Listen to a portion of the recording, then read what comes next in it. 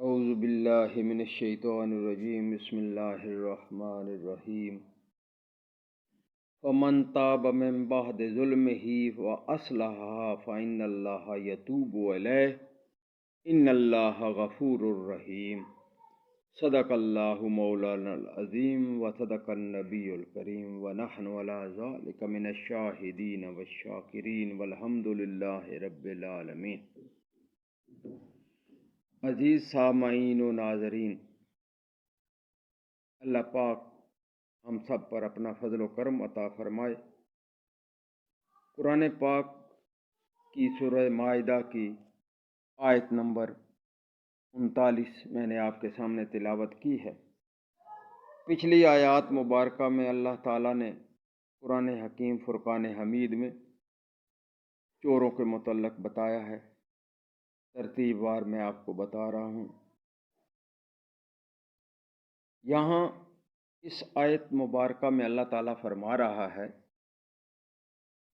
کہ جب چور چوری کر لے تو اس کے بعد پھر توبہ کر لے اور اپنے ظلم کے بعد اپنے آپ کو سنوار لے تو بے شک اللہ تعالیٰ توجہ فرمانے والے ہیں۔ اس پر بھی بے شک اللہ تعالیٰ بہت بخشنے والے اور رحم فرمانے والے ہیں۔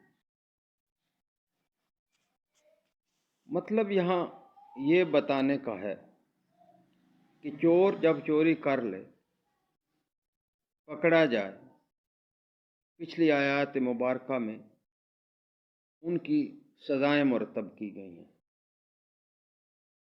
یہاں یہ بتایا جا رہا ہے کہ جب چور پکڑا جائے، امام شافعی اور چند دوسرے علماء کے خیال کے مطابق جب چور گرفتار ہو جائے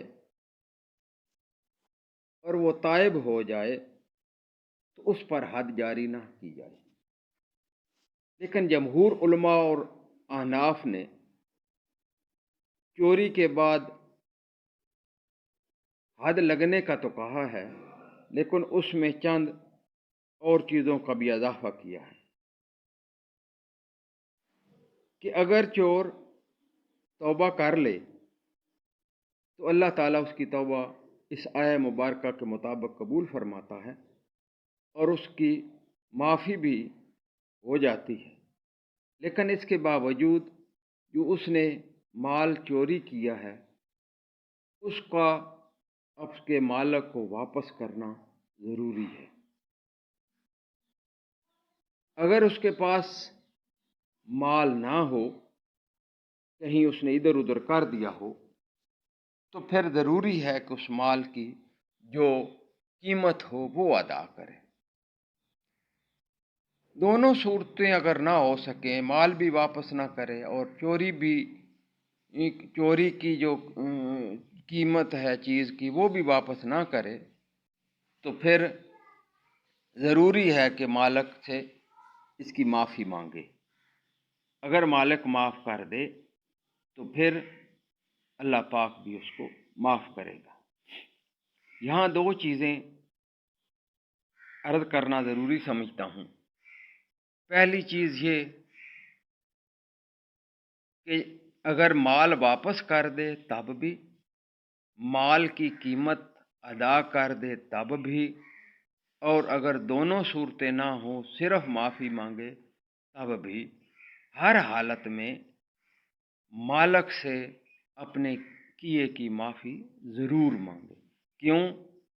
مال واپس کر دے، اس کی کچھ دیر دل آزاری ہوئی ہے، بے شک اس کا مال اس کو صحیح سالم واپس مل گیا ہے، لیکن اس کو پریشانی کاٹنی پڑی ہے۔ آپ نے اس کے گھر میں نقب لگائی ہے تو آپ اپنے اس کیے پہ اس سے ضرور معافی مانگیں۔ وہ اگر معاف کر دے تو انشاءاللہ اللہ بھی معاف کرے گا۔